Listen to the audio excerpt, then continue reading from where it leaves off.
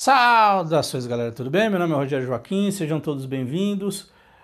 Hoje nós vamos falar aqui sobre a diferenciação que algumas pessoas estão tentando fazer sobre o ensino remoto e EAD, como se fossem coisas totalmente diferentes, né?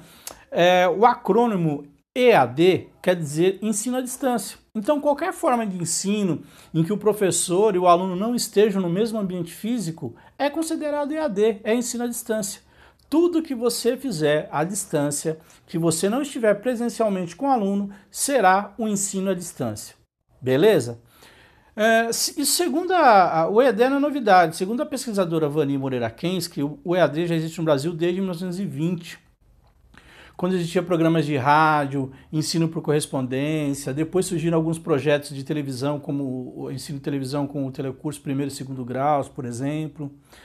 Mas o governo e algumas pessoas estão embarcando nessa viagem de dizer que são coisas diferentes. Quando podemos considerar que o ensino remoto, na verdade, ele pode estar inserido dentro do AD, como se fosse uma técnica, um processo de ensino, uma categoria de ensino à distância. Como o ensino por correspondência também é uma categoria, né? Uma metodologia de ensino por distância, ensino à distância, por exemplo. E esse processo, metodologia que está sendo conduzido de forma desastrosa, sem benefício nenhum para os alunos, prejudicando muitos professores. Não tem cabimento o aluno ficar 4, 5 horas na frente do computador ou na televisão para assistir aulas. Né? É um absurdo. E muitos professores estão embarcando nessa conversa, de chamar de ensino remoto e estão defendendo, fazendo questão de falar que é diferente, que não é EAD. Tá? E que aplicar um questionário online, por exemplo, a metodologia ativa. Isso já é outra conversa, né? As justificativas são absurdas que o pessoal usa para tentar diferenciar o EAD das aulas remotas, né? A justificativa deles são absurdas.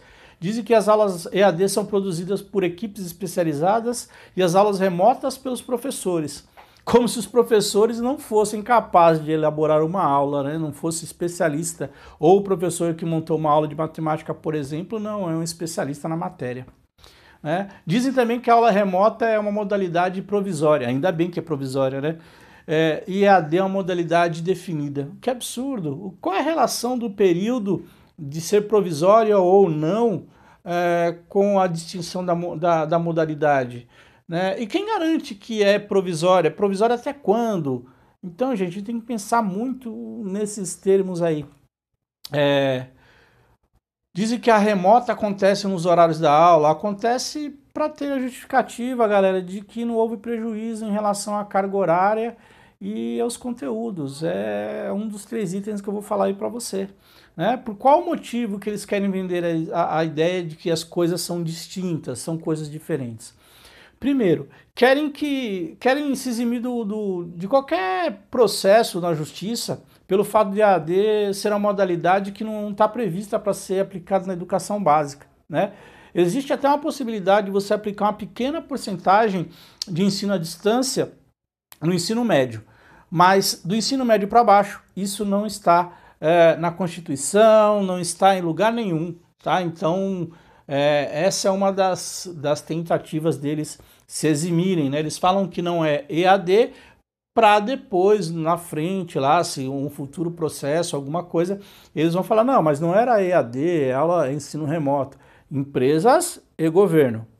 O fato é que as empresas e o governo também querem que o professor cumpra a carga horária, né? Pelo qual os professores foram contratados. Por isso, eles querem, né, que os professores cumpram a carga horária na frente da onde? Do computador. E nos horários que ele dava aula. Por quê? Para justificar as mensalidades. E os alunos ficando na frente do computador, as escolas justificam que não houve prejuízo, não houve perca da matéria, não houve falhas no ensino. Né? Mas a educação brasileira é quase sempre assim mesmo, né? No improviso, mudanças injustificadas ou justificadas só para proteger a empresa ou o governo.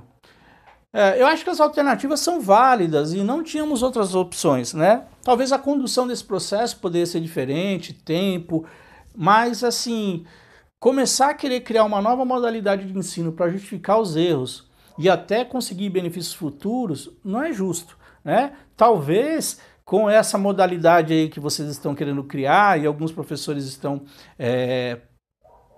estão apoiando, dizendo que a modalidade é uma outra modalidade, que não é ensino EAD, tome bastante cuidado, que isso no futuro pode ser uma arma aí para os nossos contratantes, beleza?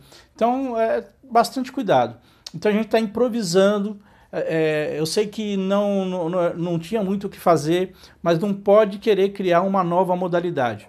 Aí tem professor que cria, acha essa modalidade, aí faz um questionário online e fala, eu estou aplicando metodologia ativa, a tecnologia me ajuda. A tecnologia, galera, é uma ferramenta, ela não é o fim, ela é uma ferramenta, ela é o meio para a gente atingir o ensino, a educação, para a gente atingir nossos objetivos. Então tome muito cuidado e essa diferenciação não existe.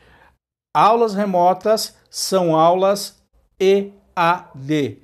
Acrônimo EAD quer dizer ensino à distância. Se você não estiver no mesmo ambiente físico que o seu aluno, você estará dando aula à distância, estará ensinando à distância. Beleza? Galera, um abraço. Tendo dúvidas assim, pergunte ao professor Rogério Joaquim. Te vejo na aula.